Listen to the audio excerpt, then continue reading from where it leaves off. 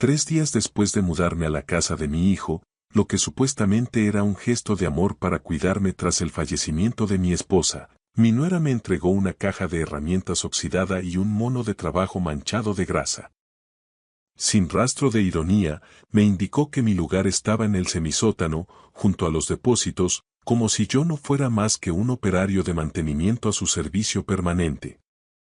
Lo que Cayetana no sospechaba, en su infinita arrogancia de clase aspiracional, es que esa casa de Pozuelo estaba a punto de ser mía, y que yo mismo me encargaría de ponerlos a ambos en la calle con mis propias manos. La invitación para mudarme no nació del afecto filial, sino de una codicia fríamente calculada en una hoja de Excel. Recuerdo perfectamente a mi hijo, Pau, y a su mujer, Cayetana, de pie en el recibidor de mi casa en la zona alta de Barcelona, cerca del Turó Park. Miraban mis muebles de diseño nórdico y las antigüedades heredadas como si ya estuvieran poniéndoles etiquetas de lote para una subasta de liquidación inmediata. «Papá, no deberías estar solo en esta casa tan grande ahora que mamá ya no está», dijo Pau, con una voz cargada de una preocupación tan falsa que resultaba empalagosa, casi insultante. «Ven a vivir con nosotros a nuestra nueva casa en Pozuelo de Alarcón. Tenemos una suite preciosa preparada para ti, con toda la privacidad que necesitas». Mientras él hablaba, vi cómo los ojos de Cayetana se desviaban con hambre hacia el Patek Philippe de coleccionista que llevaba en la muñeca. Supe exactamente de qué se trataba.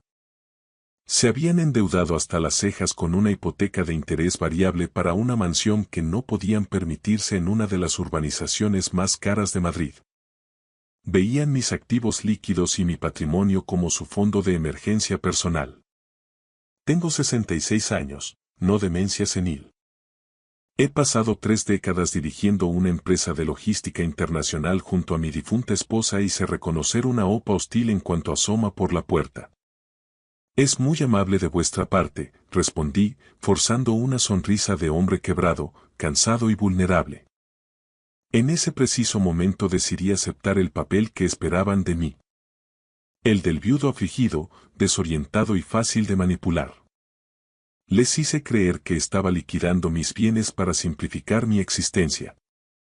En realidad, blindé mi fortuna principal en un fideicomiso privado que no podrían tocar ni en 1000 años y puse la casa de Barcelona en el mercado de alquiler de lujo por 18.000 euros al mes. Cuando llegué a su puerta en Madrid con solo 2 maletas de cuero desgastado y un maletín, la cara de Cayetana se descompuso por completo. Ella esperaba camiones de mudanza llenos de herencias, cuadros y objetos de valor que poder presumir ante sus amigas del club. En su lugar, recibió a un hombre vestido con un pantalón de pana y una chaqueta vieja de ante. La suite prometida resultó ser un rincón en el semisótano terminado, justo al lado de la ruidosa caldera de la calefacción, donde el olor a gasóleo era la única compañía. «Estamos algo apretados ahora mismo, Jordi», dijo Cayetana, sin siquiera hacer el amago de ayudarme con el equipaje. «Ya que te quedas aquí gratis, pensamos que podrías echar una mano en el mantenimiento. Ya sabes, para ganarte el sustento y mantenerte ocupado. La casa necesita algunos arreglos a fondo antes de nuestra cena de gala de esta noche con la junta del club». Me entregó un juego de llaves inglesas y unos guantes de lona. Miré las herramientas y luego su sonrisa de suficiencia. La trampa estaba tendida, pero ellos no sabían quién era el cazador. Para el tercer día, la máscara de la hospitalidad familiar se había hecho añicos por completo. Pau dejó de mirarme a los ojos, consumido por la vergüenza o la indiferencia, y Cayetana empezó a tratarme como a un fantasma que reparaba grifos y cortaba el césped bajo el sol de justicia de la meseta. No se daban cuenta de que, cada vez que revisaba la instalación eléctrica o limpiaba el garaje, estaba documentando el estado real de sus ruinosas finanzas. Su correo se acumulaba sobre la encimera de la cocina. Avisos de impago de los colegios privados de los niños y cartas de último requerimiento de los clubes de campo más exclusivos. Se estaban hundiendo en un mar de apariencias y pensaban que yo era el salvavidas al que podían dar patadas mientras los mantenía a flote con mi presencia silenciosa. Jordi. ¿Por qué no has terminado de purgar los radiadores del salón? Gritó Cayetana desde lo alto de las escaleras del sótano, con ese tono de voz que se reserva para el servicio que no cumple sus expectativas. Yo estaba encorvado sobre un viejo cortacésped en el garaje, con las manos manchadas de grasa hasta los codos. Ya voy, Cayetana. Solo tengo que terminar de ajustar la bujía para que el motor no gripe, respondí, forzando una voz que sonara rota, cansada y sumisa. Fue una actuación digna de un Goya, y ellos, en su arrogancia, se creyeron cada segundo de mi declive. Cuando entré en la cocina, con el mono de trabajo aún puesto para mantener mi disfraz, Cayetana le estaba exhibiendo un bolso Hornspoken recién estrenado a su amiga Begoña. Yo sabía perfectamente que esa pieza de piel de cocodrilo costaba unos 12.000 euros, un dinero que, tras revisar sus extractos bancarios, sabía con certeza que no poseían. Mi suegro se ha instalado con nosotros para echarnos una mano con la casa, susurró Cayetana en voz alta, señalándome con la barbilla como si yo fuera un perro callejero que habían recogido por pura caridad cristiana. Lo perdió prácticamente todo tras el fallecimiento de mi suegra. Malas inversiones en bolsa, pobre hombre. Tiene mucha suerte de que Pau y yo tengamos tan buen corazón. Begoña me dirigió una mirada cargada de una lástima condescendiente. Yo me limité a asentir con la cabeza gacha, fingiendo timidez, y continué encolando con parsimonia la pata de una silla de estilo Luis XV. En ese momento entró Pau, visiblemente alterado, quejándose de un error técnico que le impedía acceder a su fondo fiduciario. Lo que mi hijo aún no comprendía era que el error tenía nombre y apellido. Jordi. El día anterior me había puesto en contacto con Arturo, nuestro abogado de confianza en Barcelona, para congelar la asignación mensual que Pau recibía del patrimonio familiar, alegando movimientos sospechosos y falta de transparencia. Papá, ¿has tocado por casualidad alguno de mis papeles bancarios que estaban en el despacho? Me espetó Pau, con la vena del cuello a punto de estallar por la frustración. Solo soy un invitado aquí, Pau. No tendría la menor idea de cómo manejar tus complejos asuntos de negocios, respondí en un susurro, proyectando la imagen perfecta de un anciano superado por la modernidad y las circunstancias. Poco después, serví el aperitivo para ellas, asegurándome de colocar frente a Cayetana las lonchas de jamón ibérico que ya empezaban a sudar y a secarse por el borde. Querían un criado silencioso, yo les estaba ofreciendo una clase magistral de guerra psicológica en su propio terreno. La mansión olía a una mezcla rancia de catering de lujo y desesperación financiera.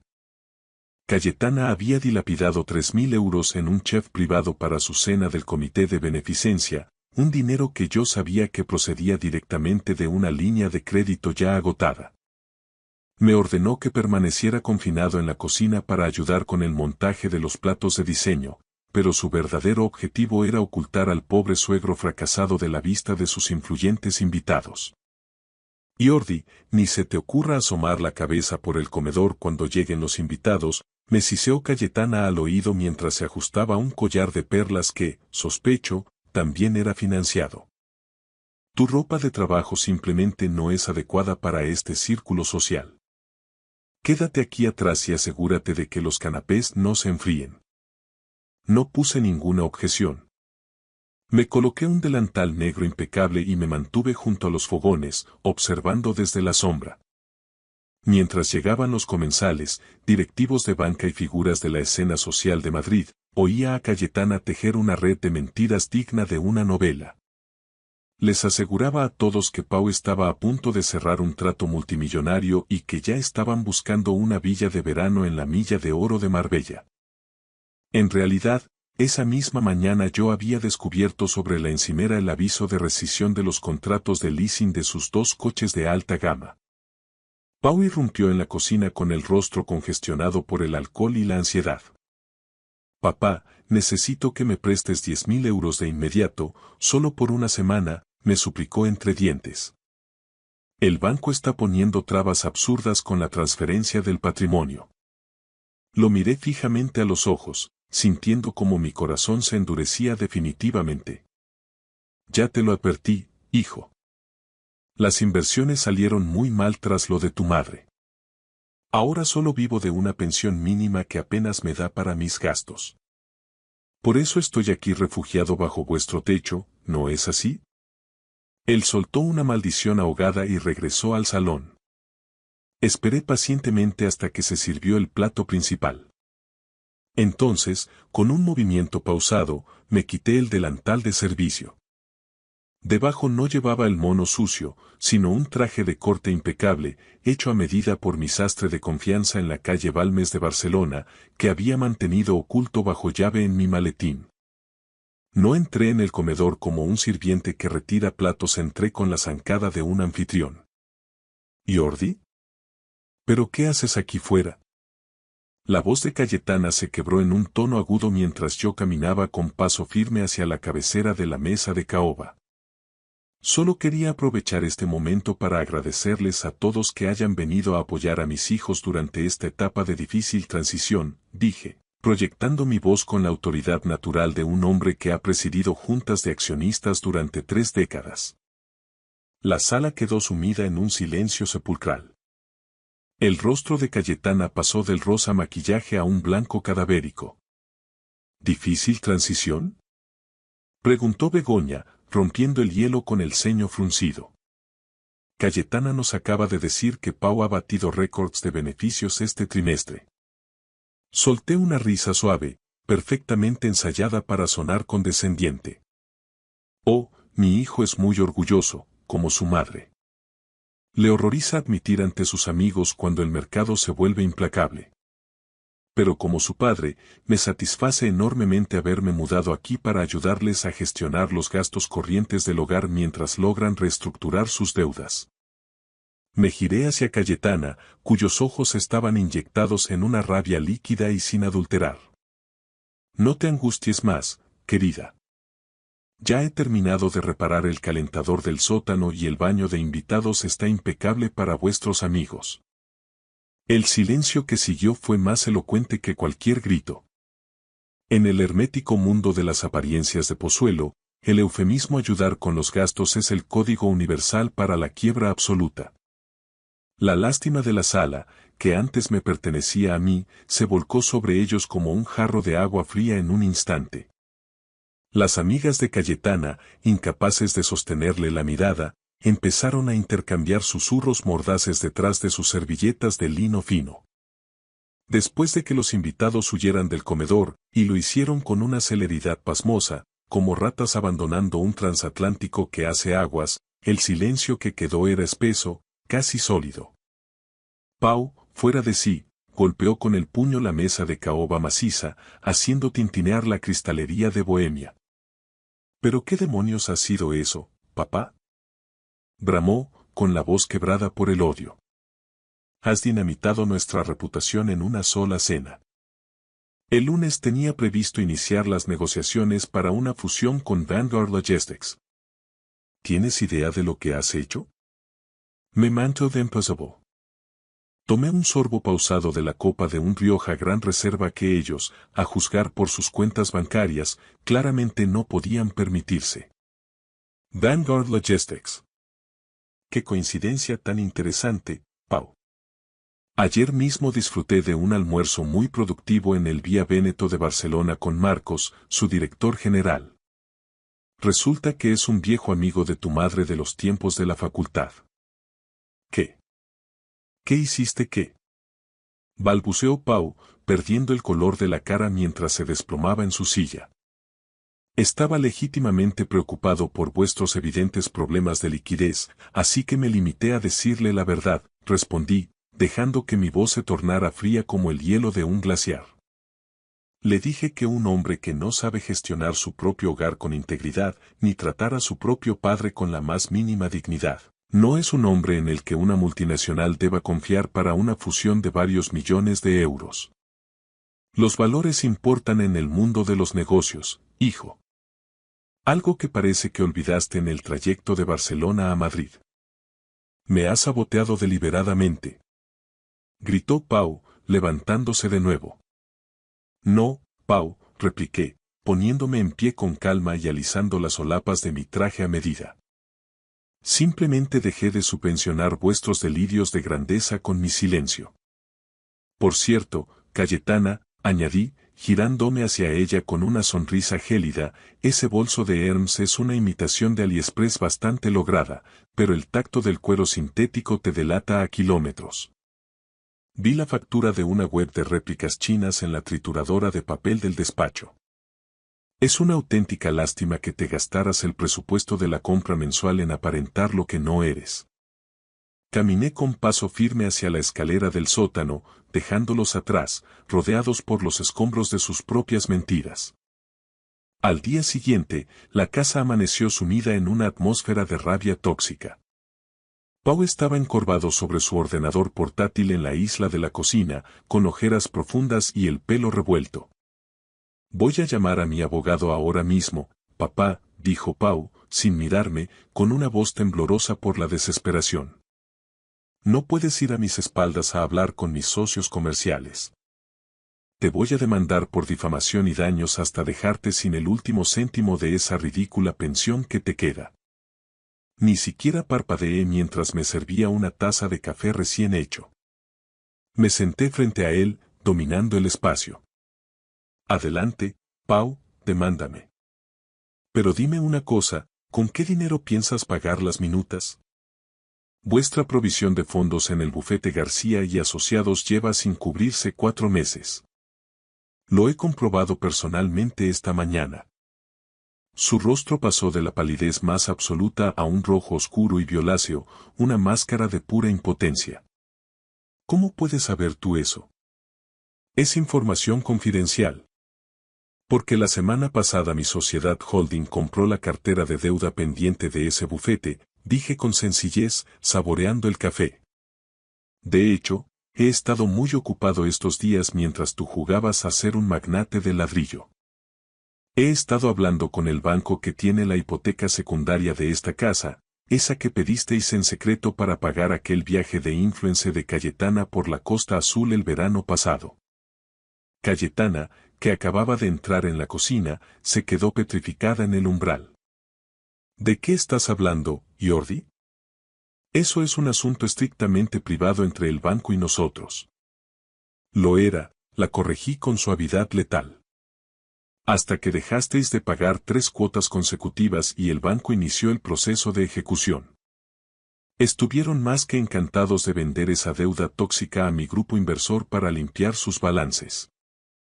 No me mudé a vuestro sótano para ayudaros, hijos míos. Me mudé para realizar una auditoría física de mi aval antes de ejecutarlo. Saqué un sobre de cuero de mi maletín y lo deslicé sobre la encimera de mármol frío. Era una notificación judicial formal, sellada y firmada.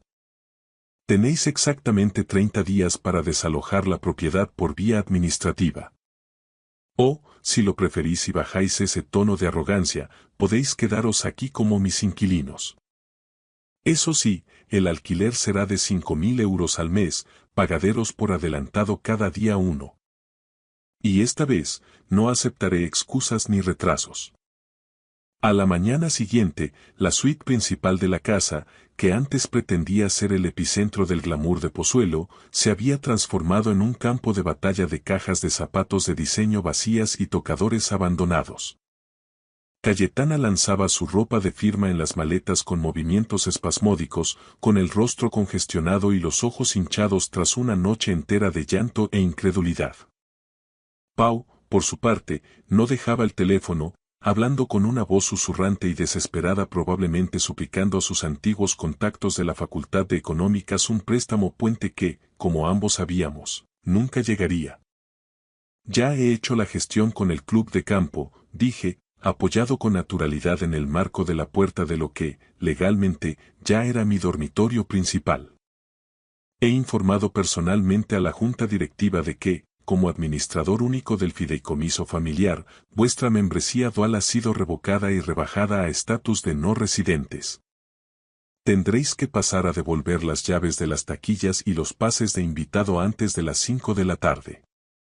Cayetana se dio la vuelta bruscamente, estrujando una blusa de seda de 1.000 euros entre sus manos temblorosas. Estás destruyendo nuestras vidas sistemáticamente, Jordi. ¿Cómo se supone que vamos a mantener nuestros contactos? ¿Cómo va a encontrar Pau un nuevo socio inversor si en el círculo nos ven como a unos parias? ¿Contactos?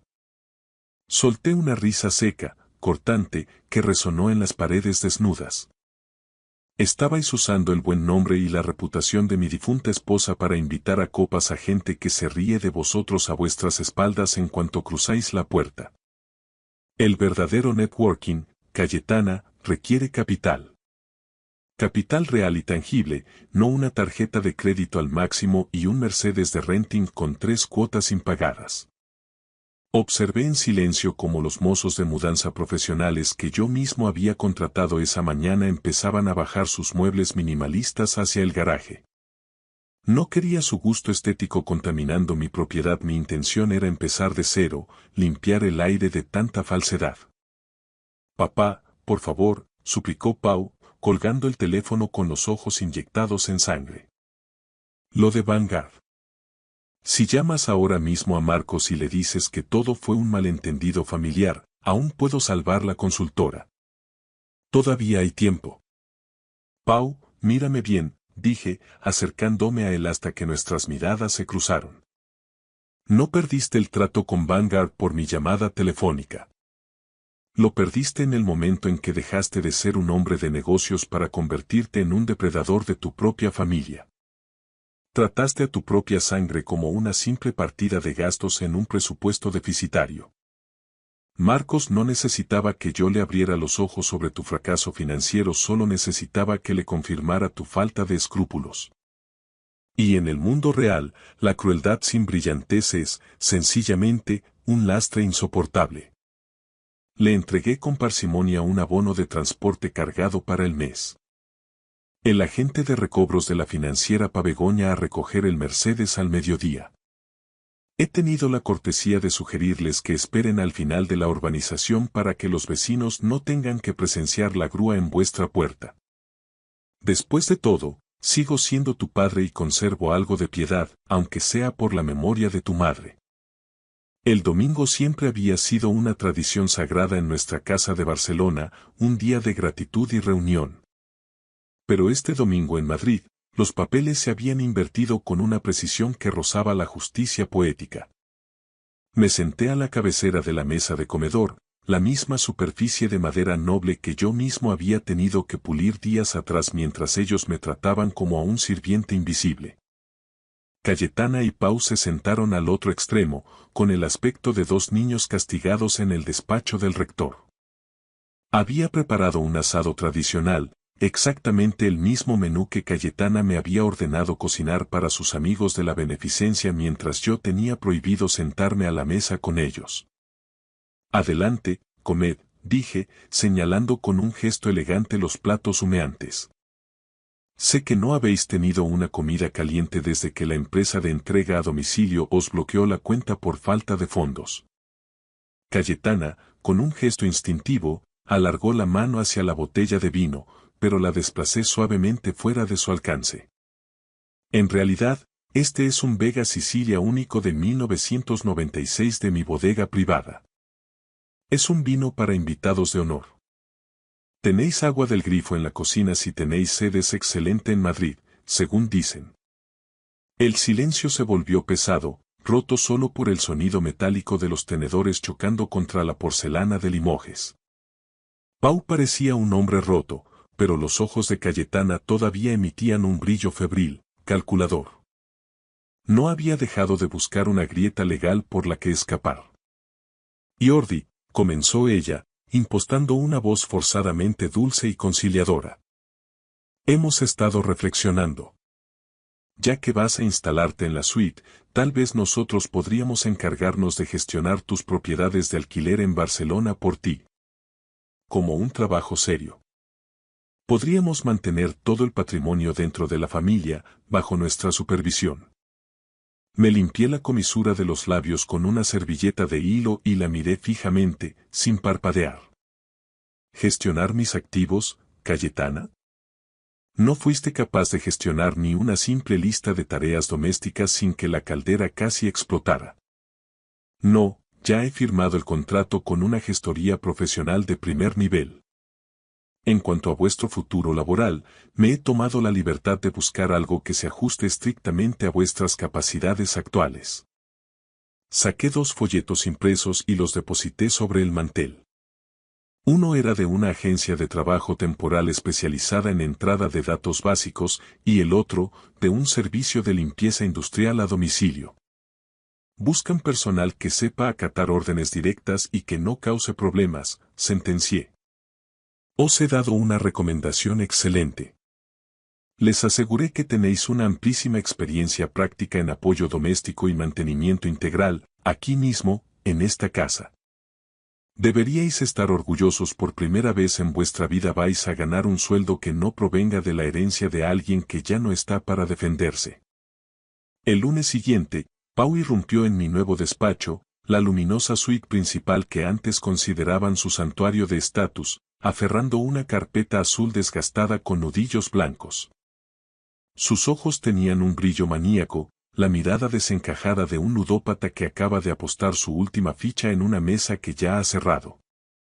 Lo encontré, papá, dijo, con la voz temblando por un triunfo enfermizo y desesperado. El testamento original de mamá de 2018. Dice claramente que, tras su fallecimiento, el patrimonio familiar y todas las participaciones subsidiarias serán gestionadas por su único hijo, Pau, para el beneficio y sustento de la familia. Cayetana apareció tras él, cruzando los brazos sobre su pecho con una altivez recuperada a marchas forzadas. La suficiencia había vuelto a su rostro como un sarpullido persistente. Así que, Jordi, parece que tu pequeño juego de desahucio es, además de cruel, ilegal, sentenció ella. Has estado jugando a los castillos con una propiedad que, por derecho sucesorio, le pertenece a Pau. Esperamos una disculpa formal por escrito y las llaves del Mercedes en esta mesa antes de las 5 de la tarde. Ni siquiera levanté la vista de mi portátil, seguía redactando con calma un correo electrónico para mi gestor de bolsa en Suiza. Es un documento encantador, Pau. Recuerdo perfectamente cuando lo redactamos. Tu madre estaba muy orgullosa de ti en aquel entonces. Realmente creía que te habías convertido en el hombre íntegro que ella crió con tanto esfuerzo. Es un documento legalmente vinculante ante cualquier tribunal. Gritó Pau, golpeando la carpeta contra mi escritorio de nogal. Finalmente levanté la vista, manteniendo una expresión tan plana y gélida como el horizonte del desierto. Era vinculante, hijo, hasta el codicilo notarial de 2024. Verás, tu madre no era solo una brillante mujer de negocios, era, ante todo, una observadora silenciosa. Observó con dolor cómo tratabas al personal del club de golf cuando creías que nadie te miraba. Escuchó cómo le hablabas a la mujer de la limpieza en Barcelona. Y, lo más importante y definitivo, observó cómo empezaste a revisar sus informes médicos y a consultar con abogados sobre su herencia semanas antes de su último suspiro. Abrí mi caja fuerte personal y saqué una sola hoja de papel timbrado y notariada. Estaba fechada solo 2 semanas antes de que mi esposa falleciera en mis brazos. Esta es una enmienda discrecional del fideicomiso familiar, dije, bajando el tono de voz hasta que se convirtió en un susurro letal. Establece una cláusula de indignidad. Si cualquier beneficiario muestra una falta grave de moralidad o una hostilidad manifiesta hacia el cónyuge superviviente, su interés en el patrimonio se extingue de inmediato, convirtiéndose en un pago único de 10.000 euros. En total. Arturo mismo fue el testigo de la firma y dio fe de la plena capacidad mental de tu madre. El resto del patrimonio se destinará íntegramente a una fundación para estudiantes sin recursos. El color desapareció del rostro de Pau, dejando una máscara grisácea. Intentó alcanzar el papel con un zarpazo, pero lo retiré con un movimiento ágil. Ella firmó esto mientras tú estabas en ese supuesto almuerzo de negocios crucial que, en realidad, resultó ser un día de spa de lujo con Cayetana pagado con su tarjeta. Ella lo sabía todo, Pau. Sabía que intentarías devorarme vivo en cuanto ella ya no estuviera para protegerme. La realidad finalmente los golpeó con la fuerza de un tren de mercancías. No había una cámara acorazada secreta esperando a ser abierta, ni un vacío legal milagroso. Eran solo dos personas arruinadas, sepultadas por las deudas en una casa que ya no les pertenecía, frente a un hombre al que habían intentado quebrar por pura codicia. 10.000 euros. Susurró Cayetana, con una voz aguda que rozaba el histerismo. Eso no cubrirá ni los intereses acumulados de las tarjetas de crédito de este mes. Entonces sugiero que dejes de hablar y empieces a cerrar esas maletas, dije, poniéndome en pie con toda mi estatura. Porque acabo de terminar la auditoría final de vuestro breve y desastroso periodo como servicio doméstico. Os voy a pasar factura por el jarrón de la dinastía Ming que rompisteis, por la limpieza química de las alfombras tras vuestra fiesta clandestina y por el vino premium que consumisteis de mi bodega privada sin permiso. La suma asciende exactamente a 9.800 euros. Saqué de mi cartera 2 billetes de 100 euros, nuevos y crujientes. Los deposité con desprecio sobre el escritorio. Aquí tienes tu herencia neta, Pau. Úsala con algo de la sabiduría que te ha faltado hasta ahora. Quizás te llegue para un billete de autobús a una ciudad donde nadie conozca todavía tu apellido. Pau miró los billetes como si fueran serpientes venenosas. El hombre que había entrado intentando reclamar un imperio estaba ahora reducido a un guiñapo humano. Papá, por favor. No puedes hacerle esto a tu propia sangre, logró articular entre sollozos. La genética nos hizo parientes, Pau. La lealtad nos habría hecho familia, respondí, caminando hacia el gran ventanal para observar cómo el coche de la comisión judicial entraba por el camino de la entrada. Tú elegiste la sangre para justificar tu rapiña. Ahora puedes lidiar con la frialdad que conlleva el destierro. Cayetana intentó agarrarme del brazo, con sus uñas perfectamente esculpidas clavándose en mi manga de seda. Te quedarás solo, Jordi. Nadie vendrá a tu funeral. Morirás en esta casa enorme rodeado de paredes mudas y dinero inútil. Desenganché su mano con una calma absoluta y le dediqué una sonrisa genuina, por primera vez en semanas. Prefiero 1000 veces la soledad en una casa que he ganado con mi esfuerzo, que la compañía de buitres a los que he alimentado por error. Ahora, los oficiales de justicia están en la puerta. Les he dado instrucciones precisas para que os escolten hasta la acera pública. No olvides tu Ernst falso, Cayetana. Es el único objeto en esta casa que realmente encaja con tu personalidad sintética. El sonido de la pesada puerta principal al cerrarse fue la melodía más hermosa que había escuchado en años. Me quedé frente al ventanal de mi suite, viéndolos a los dos en la acera. Pau estaba hundido sobre una única maleta de marca, con los hombros sacudidos por el llanto, mientras Cayetana tecleaba frenéticamente en su móvil, buscando desesperadamente a algún amigo que aún no se hubiera enterado de su defunción social. Se veían pequeños. No pequeños como víctimas de una injusticia, sino pequeños como la mezquindad con la que habían decidido vivir. El camión de mudanza se alejó, dejando la entrada impecable y vacía. No sentí el dolor hueco de un padre traicionado, sentí el alivio eléctrico de un hombre que finalmente ha arrancado las malas hierbas de su jardín. Bajé a la cocina. Las encimeras de granito, antes abarrotadas con sus productos de lujo y facturas impagadas, ahora brillaban bajo los focos. No busqué un trapo de limpieza. En su lugar, cogí mi teléfono y llamé a Arturo.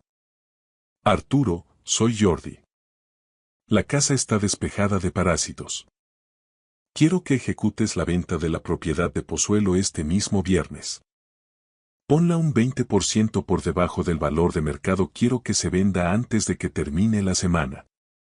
Y esa propiedad del Turó Park en Barcelona.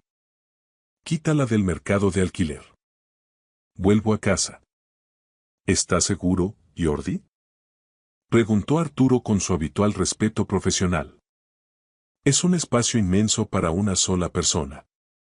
No estaré solo, respondí, mirando una fotografía enmarcada de mi esposa sobre la chimenea. Voy a convertir el ala este en la sede de una fundación de becas de excelencia. Vamos a seleccionar a 10 estudiantes al año que tengan la ambición y el talento, pero no el linaje, para triunfar. Voy a enseñarles cómo construir imperios que realmente duren, basados en la integridad. Colgué y me serví una copa del verdadero Vega Sicilia único que había reservado para este momento. Tomé un sorbo lento, saboreando las notas de roble, tiempo y resiliencia. Fuera, una lluvia ligera empezaba a borrar las huellas de los neumáticos en la entrada de la Casa de Madrid. Había pasado décadas construyendo una vida junto a una mujer que valoraba la ética por encima de todo, solo para ver cómo mi propio hijo intentaba subastar ese legado por un estilo de vida que no se había ganado. Me di cuenta entonces de que la paternidad no consiste en el sacrificio ciego. Consiste en saber cuándo dejar de ser un puente para alguien que se niega a caminar por sí mismo. Caminé hacia la puerta principal, eché el cerrojo con un clic definitivo y subí a preparar mis propias maletas. Esta vez no me iba como una víctima, ni como un sirviente.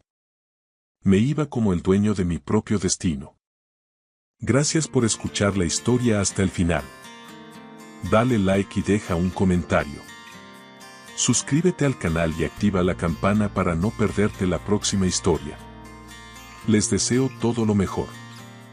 Llevaba 730 días visitando su tumba. Cada semana, sin falta, el mismo día y a la misma hora, depositaba sobre el frío mármol el mismo ramo de rosas blancas. Hasta que una chica descalza emergió de entre la cortina de lluvia y pronunció 7 palabras que hicieron añicos los cimientos de mi mundo. Su mujer no está muerta, señor Pérez. Al principio, mi mente rechazó el impacto, pensé que era una estafa burda, una mentira cruel. Pero entonces ella abrió la mano con lentitud, y lo que brillaba en su palma era un objeto que debería haber estado enterrado a 2 metros bajo tierra, junto a los restos de mi felicidad. Alguien había orquestado una farsa macabra. Alguien me había robado 2 años de vida, condenándome a un luto ficticio mientras el verdadero responsable, sospechaba ahora con un escalofrío, había estado sentado a mi mesa todo este tiempo. Pero había un secreto aún más oscuro que nadie conocía. El cuerpo que descansaba bajo esa lápida blanca no pertenecía a Elena. La lluvia no había dado tregua desde el amanecer. No era esa lluvia fina y casi poética de Valencia o del Mediterráneo, esa que te invita a refugiarte en una cafetería con un libro y un café humeante. No era esa lluvia pesada, gris furiosa de Madrid en pleno noviembre, una de esas tormentas castellanas que te empapan hasta la médula antes de que alcances a cruzar el portal de tu edificio. Era el tipo de clima que parece confirmar que el universo entero guarda silencio por una tragedia compartida. Y para mí, Javier Pérez, el mundo se había detenido en ese luto exactamente 2 años atrás.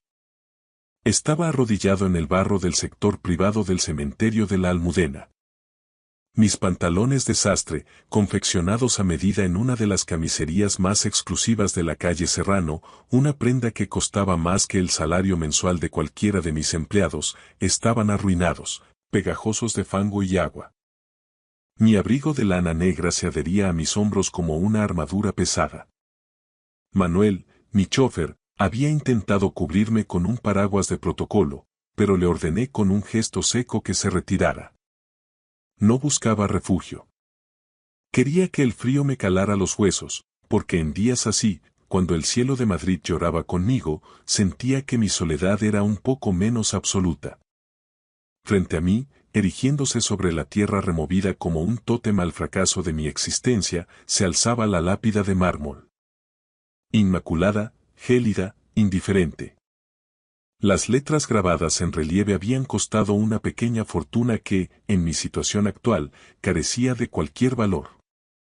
Elena Belmonte de Pérez, amada esposa, nuestra luz, te fuiste demasiado pronto.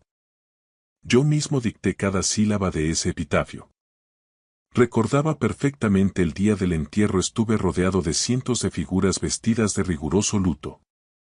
Tiburones del sector tecnológico, políticos de alto vuelo, socios de mis empresas del IBEX 35, cámaras de televisión y una marea de coronas de flores con dedicatorias vacías. Mientras los flashes me cegaban, sentí como mi corazón se apagaba, dejando un vacío ensordecedor en mi pecho.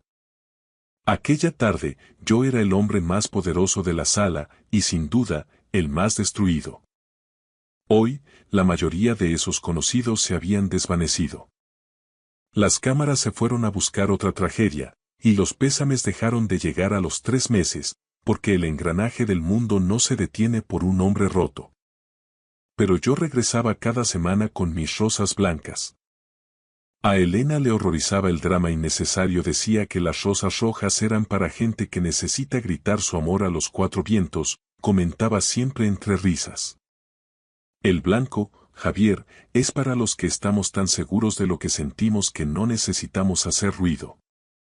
Posé las flores frescas contra el mármol y me permití cerrar los ojos, entablando ese diálogo interno que mantenía mi cordura a flote. Le relataba los pormenores de la semana. La junta de accionistas que casi termina en motín, los nuevos contratos de infraestructura y ese proyecto de inteligencia artificial en el que ella, con su brillante mente de arquitecta, habría tenido objeciones muy claras. Casi pude verla gesticulando con un tenedor en la mano durante una de nuestras cenas en el ático. Casi sonreí. Pero la mueca se congeló a mitad de camino, mis labios ya no recordaban cómo completar ese gesto. Las sonrisas pertenecían a otra vida, una que se hundió en el Mediterráneo la noche en que el yate el Belmonte saltó por los aires. Presioné la palma de mi mano contra la piedra helada. Aún me falta el aire sin ti, susurré para mis adentros. No era una frase para la galería ni para el chofer que aguardaba en el Audi blindado a pocos metros. Era un secreto entre la piedra, la lluvia y yo. Fue en ese instante de vulnerabilidad cuando surgió la voz. Señor. Era un tono suave, casi infantil, que el rugido del agua intentaba devorar. No me moví de inmediato, convencido de que eran los ecos de mi propia pena jugándome una mala pasada, como tantas otras veces en los pasillos vacíos de mi casa de la calle Serrano. Pero la voz se volvió más nítida, cargada de una urgencia real. Señor Pérez, por favor. Necesito que me escuche. Me giré con lentitud. A unos 3 metros de distancia, bajo la lluvia inclemente, se encontraba una chica. No tendría más de 17 años, pero sus ojos cargaban con una fatiga existencial que la hacía parecer mucho más vieja. Estaba descalza. Sus pies estaban cubiertos de un barro oscuro y denso, impropio de alguien que pasea por la zona noble del cementerio. Vestía una ropa limpia pero visiblemente desgastada por el tiempo y los lavados. Tiritaba violentamente, aunque trataba de mantener la compostura. Mi primer impulso fue el cinismo. Pensé que era otra persona buscando una limosna tras reconocer mi coche oficial en la puerta. Volví la mirada a la lápida de Elena. Habla con mi chofer. Él te dará lo que necesites, dije con voz gélida. Esperé el sonido de sus pasos alejándose, pero el silencio persistió. Señor, insistió ella, y algo en el temblor de su voz me obligó a tensar la mandíbula. No he venido por su dinero. He viajado desde muy lejos para encontrarle a usted. Por favor, solo un minuto. Exhalé un suspiro pesado, todavía sin mirarla directamente. Tienes 30 segundos antes de que llame a seguridad. El agua caía como un muro entre nosotros. Entonces, la chica soltó la bomba que paralizó mi corazón.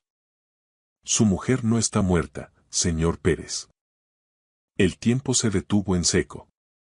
Sentí el impacto de sus palabras como se siente un accidente de tráfico a cámara lenta. Ese instante de vacío absoluto donde sabes que todo va a cambiar, pero tus sentidos aún no han procesado el golpe. Me giré con una lentitud aterradora. La chica seguía allí, empapada, sosteniendo mi mirada con una determinación impropia de su edad. ¿Qué clase de broma macabra es esta?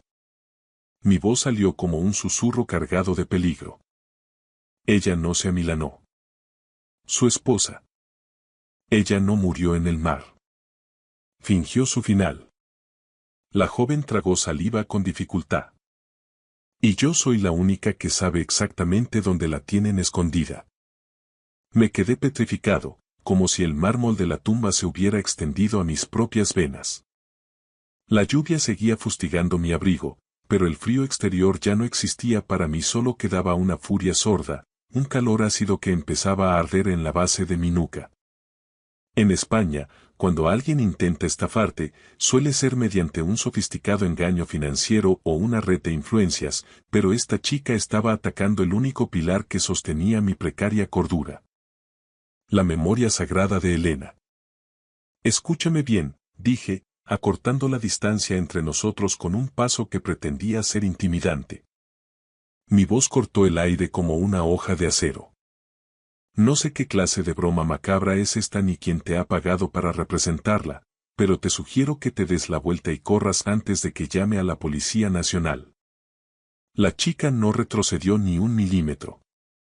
Sus labios tenían un tono violáceo por la hipotermia, pero sus ojos permanecían anclados en los míos con una fijeza sobrenatural.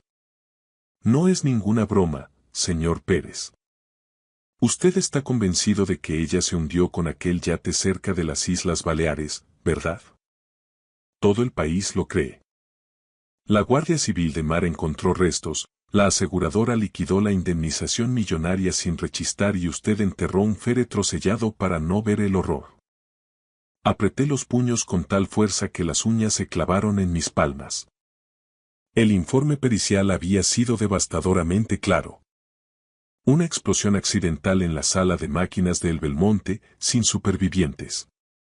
Los restos recuperados pasaron por un laboratorio donde el ADN confirmó lo que yo no quería aceptar. Era Elena.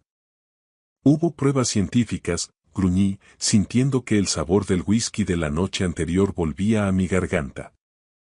Hubo un entierro con honores. Hubo una farsa magistral, replicó ella, y esta vez su voz vibró, pero no de miedo, sino de una rabia contenida que me dejó sin aliento.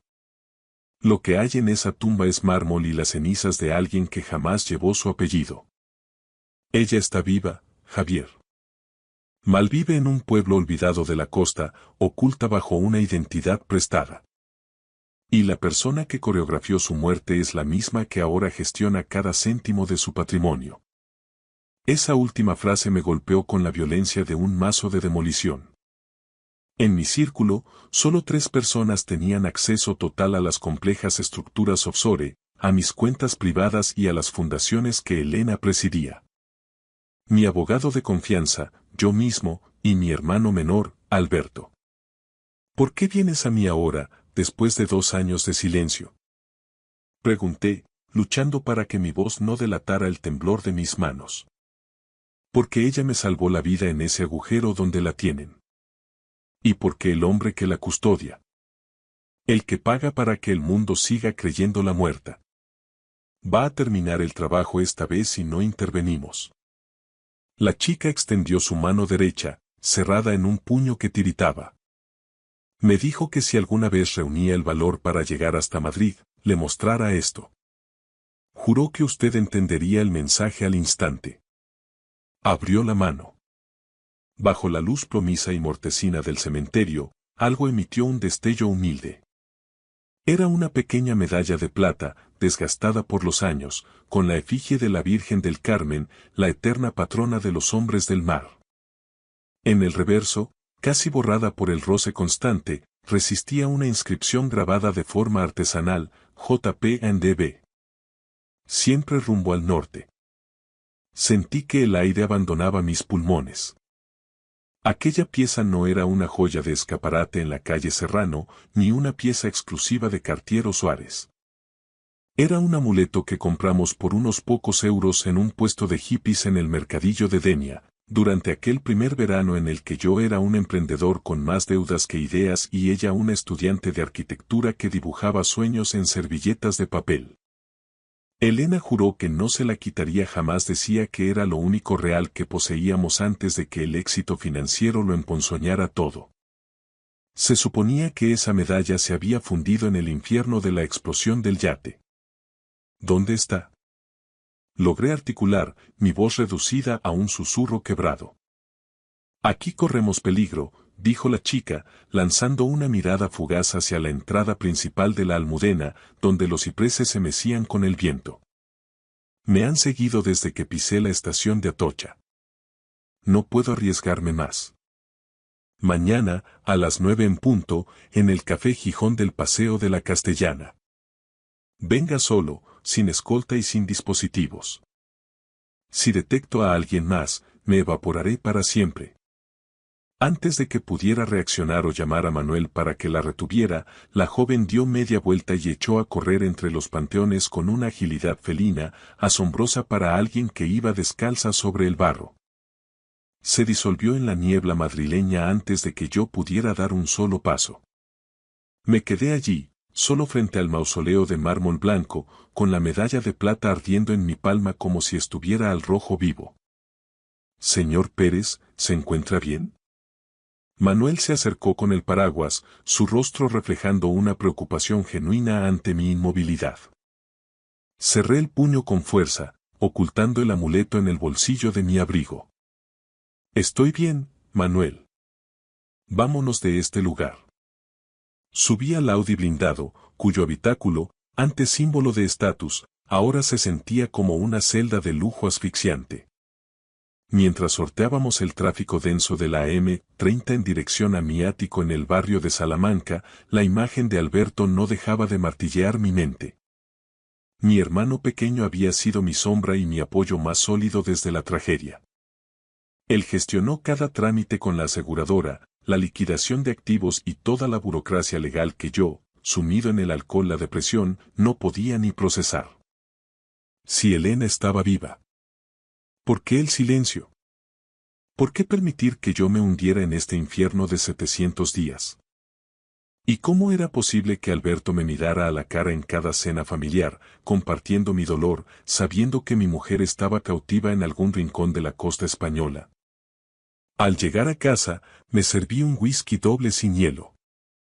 Me quedé frente al ventanal, observando las luces de Madrid fundiéndose con la lluvia. Si esa chica descalza decía la verdad, mi vida entera de los últimos 2 años no era más que una representación teatral orquestada por la sangre de mi sangre. Y yo estaba a punto de prenderle fuego al teatro. Esa noche no pude pegar ojo, el insomnio se convirtió en una tortura lenta. Mi ático en la calle Serrano, que siempre me había parecido un refugio de paz, éxito y vanguardia arquitectónica, se sentía ahora como una jaula de cristal suspendida sobre el abismo de la Castellana. No dejaba de observar la medalla de la Virgen del Carmen sobre la mesa de caoba del salón. Era real, tangible. El metal estaba gastado por el roce constante de la piel de Elena, una piel que yo había llorado y buscado en el vacío durante 730 días de oscuridad absoluta. A las 8:30 de la mañana, mucho antes de la apertura oficial de los mercados, ya estaba sentado en una de las mesas de mármol del fondo del mítico Café Gijón. El aroma a café recién molido y el murmullo de los intelectuales, periodistas y empresarios que frecuentan este templo de la palabra me resultaban distantes, casi irreales. Pedí un café, solo que no llegué a probar. El nudo en mi garganta era más espeso que cualquier brebaje. A las 9 en punto, la chica apareció por la puerta principal. Vestía una sudadera oscura con capucha, intentando camuflarse entre los ejecutivos que apuraban sus desayunos antes de encerrarse en las torres de cristal del Paseo de la Castellana. Se sentó frente a mí sin mediar saludo, con la respiración entrecortada.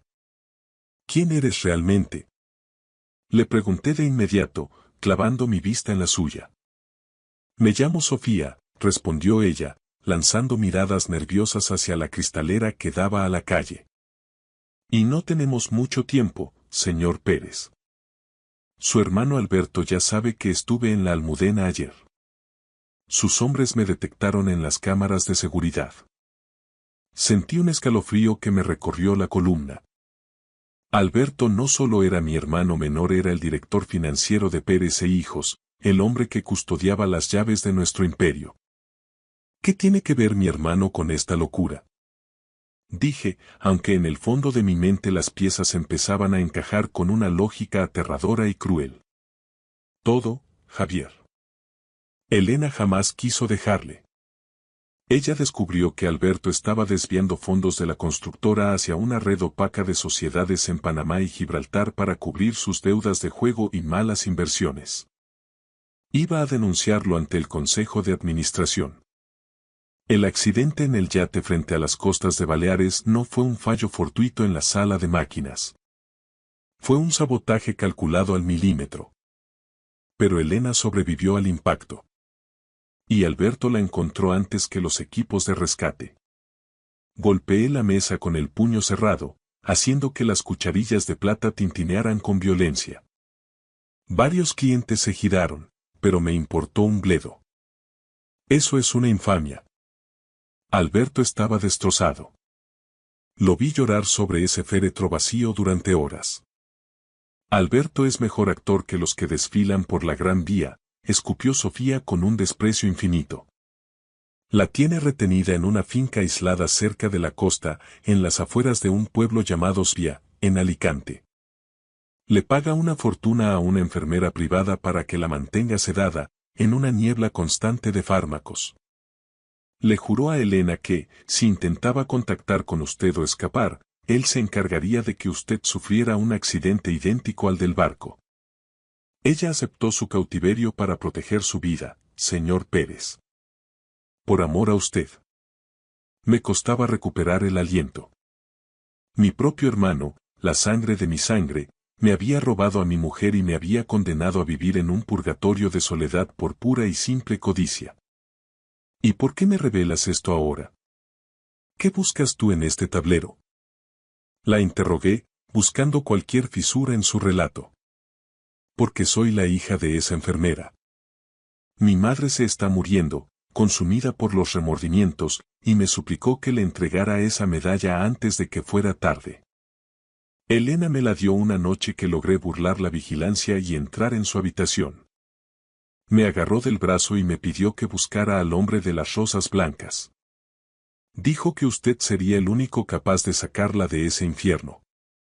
Me levanté tan rápido que la silla de madera casi vuelca contra el suelo. Si esto es cierto, Sofía, juro por mi vida que voy a desmantelar este mundo hasta llegar a ella.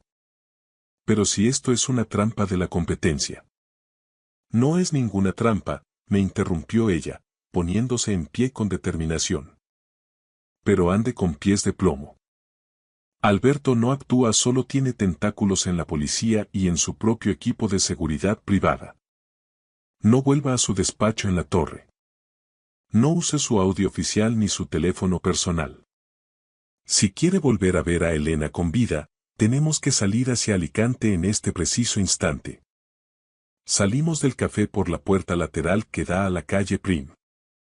Evité mirar hacia arriba, hacia ese rascacielos de acero donde mi hermano probablemente estaría sentado en su sillón de cuero, revisando balances y fingiendo ser el hermano perfecto y el viudo solidario. Alquilé un coche modesto, un vehículo que pasara desapercibido, en una oficina cerca de la estación de Atocha. Pagué el depósito en efectivo para no dejar rastro en mis tarjetas de crédito, las cuales Alberto podía monitorizar en cuestión de segundos a través del departamento de contabilidad. Mientras conducía por la autovía A3, dejando atrás el perfil de Madrid en dirección a la costa valenciana, la rabia volcánica que sentía se transformó en una determinación fría, quirúrgica y cortante.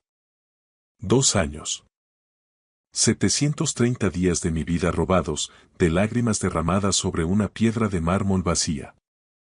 Pero hoy, el viaje de Javier Pérez no era para visitar una tumba. Hoy, el viaje era para reclamar lo que me pertenecía y para enfrentarme al monstruo que dormía en mi propia casa. El trayecto de Madrid a Svia se sintió como un descenso frenético a los círculos del infierno.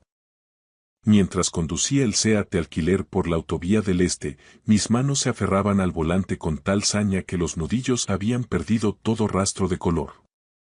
A mi lado, Sofía observaba en silencio cómo las llanuras infinitas de Castilla-La Mancha se desdibujaban a toda velocidad, transformándose en el relieve abrupto que precede a la costa. ¿Cómo pudo orquestar semejante monstruosidad, Sofía? Pregunté, rompiendo el espeso silencio de la cabina. ¿Cómo pudo Alberto mover los hilos de Pérez e Hijos sin que ningún auditor o consejero levantara la ceja? Dinero y contactos, señor Pérez. En los puertos de este país, si conoces al consignatario adecuado y realizas un par de pagos por servicios de consultoría a través de cuentas en las Islas Caimán, puedes borrar un yate de los radares de la Guardia Civil. El resto fue pura ingeniería social. Un peritaje amañado por expertos a sueldo y unos restos biológicos que nadie, por respeto a su inmenso dolor, se atrevió a cuestionar. Llegamos a las inmediaciones de Svía cuando el atardecer teñía de sangre el Mediterráneo.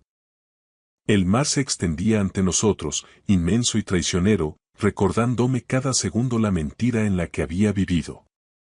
Sofía me guió por una red de caminos secundarios, serpenteando lejos de las urbanizaciones de lujo repletas de turistas, hasta que nos internamos en una zona de partidas rurales, donde las fincas antiguas se escondían tras muros de piedra seca y pinos centenarios. Allí, señaló con el dedo hacia una construcción de una sola planta, una naya tradicional con rejas oxidadas que parecían garras sobre las ventanas. Estacioné a unos metros, oculto tras unos matorrales. Mi corazón golpeaba las costillas como un animal acorralado que ve la salida. Al consultar mi teléfono, vi 5 llamadas perdidas de Alberto el depredador. Ya sabía que su pieza se había movido del tablero madrileño. No me importó. Caminamos hacia la entrada. En el porche, una mujer de avanzada edad, con el rostro surcado por las arrugas de la culpa, nos aguardaba. Era la madre de Sofía. Al cruzar su mirada con la mía, se derrumbó en un mar de sollozos y me extendió una pesada llave de hierro forjado. Lo siento, don Javier. Lo siento desde lo más profundo de mi alma, gimió. Me amenazó con revocar mi licencia de enfermería, con desahuciarnos y dejarnos en la indigencia. No tuve el valor de enfrentarme a él.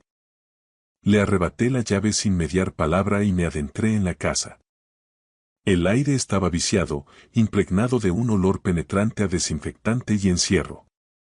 Recorrí el pasillo con pasos pesados hasta abrir la última puerta del corredor. Y allí, sentada en un sillón de mimbre frente al ventanal que daba a los acantilados, estaba ella.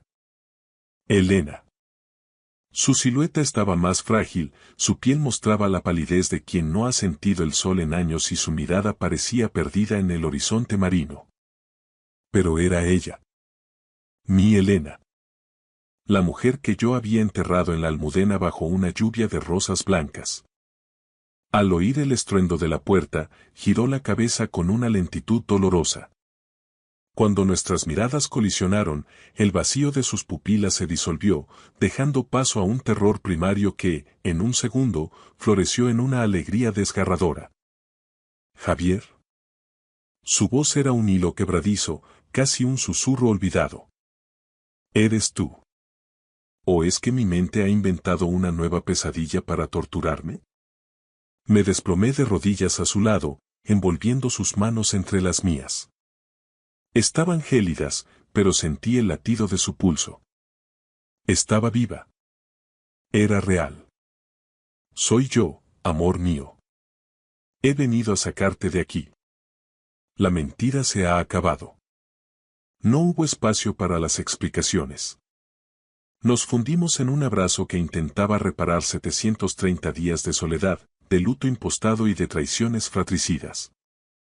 Sin embargo, la paz se hizo añicos con el rugido de un motor de alta cilindrada deteniéndose frente al porche. Un Mercedes negro, el coche de representación que pagaba nuestra empresa. Alberto había llegado. Sofía entró en la estancia, con el rostro pálido como las calorías. Es él. Alberto está aquí y viene armado de soberbia. Me puse en pie con una calma gélida. El dolor de 2 años se cristalizó en una resolución fría y quirúrgica. Miré a Elena, que temblaba como una hoja, y luego a Sofía. No dejes que pase de este umbral, ordené. Salí al porche justo cuando mi hermano descendía del vehículo. Lucía un traje de 3 piezas impecable, con el nudo de la corbata perfecto, como si acabara de salir de un almuerzo de negocios en el Hotel Ritz. Al verme, no hubo asombro, solo una mueca cínica que me revolvió las entrañas. Vaya, Javier. Siempre fuiste un romántico incorregible, dijo, ajustándose los gemelos de oro con parsimonia. No podías limitarte a dejar que las rosas blancas hicieran su trabajo, ¿verdad? Tenías que seguir hurgando en la herida. ¿Cómo has sido capaz, Alberto? Mi voz salió como un rugido contenido. Tu propia familia.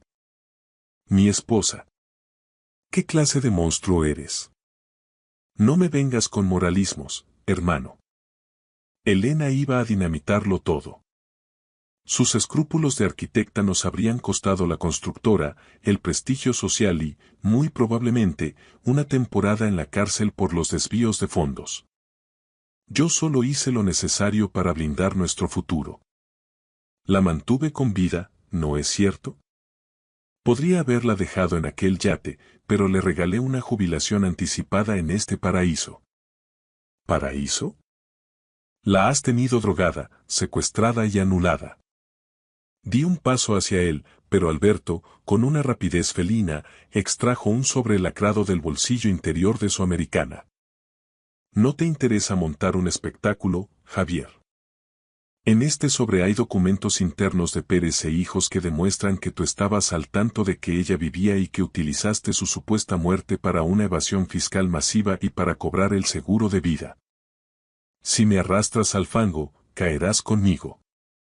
España entera verá al magnate del IBEX 35 como el psicópata que fingió la muerte de su mujer por unos cuantos millones de euros.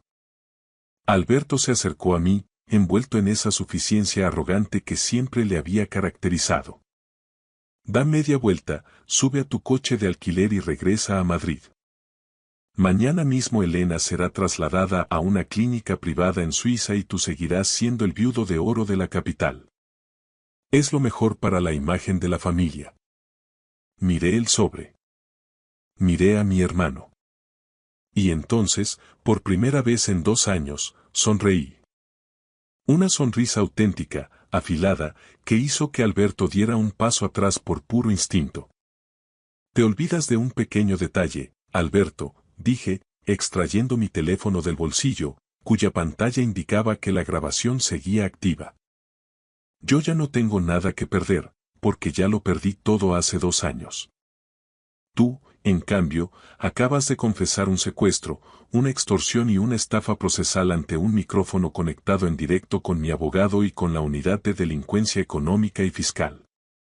El rostro de Alberto pasó del rosa al gris ceniza en cuestión de segundos. El poder absoluto que creía ostentar se desvaneció bajo el sol implacable de Alicante. Al fondo, las sirenas de la Policía Nacional empezaron a rasgar el silencio de la costa. El teatro se había quemado, y esta vez, el telón caía sobre el verdadero villano. Gracias por escuchar la historia hasta el final. Dale like y deja un comentario. Suscríbete al canal y activa la campana para no perderte la próxima historia. Les deseo todo lo mejor.